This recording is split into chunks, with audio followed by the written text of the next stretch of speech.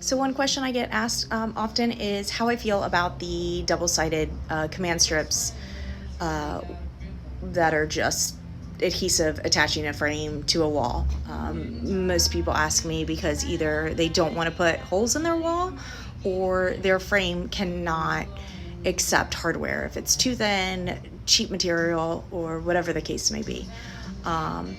I wouldn't recommend it to hang a picture, especially a frame. And in Florida, we have a ton of humidity down here. Sorry, I'm trying to move around. I see the glare in the glasses. But we have a ton of humidity here in Florida, so that doesn't help with the adhesion. It makes it also want to release over time. So this is not the same, but it's the same concept. My frames on the wall are with like an adhesion Velcro, and throughout the day or some mornings I'll come in where frames have fallen, and I got to put them back up. This system seems to be works great for me. I have a ton of frames, and if they fall, it's okay. It's not a big deal, unlike if you have a piece of artwork that falls. That could cause you problems. But I can just staple the Velcro back to the frame. It can still fall off the wall even with the Velcro to it, because sometimes it'll just release from here.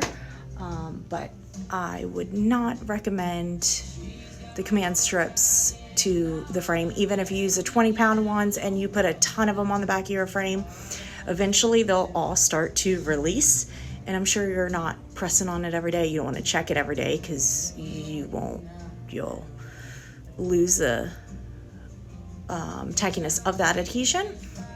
And eventually they could some will separate, some will still hold it on, and eventually they could all separate and it could all fall, and you don't know no better until it does fall. But I wouldn't do it. I wouldn't recommend it.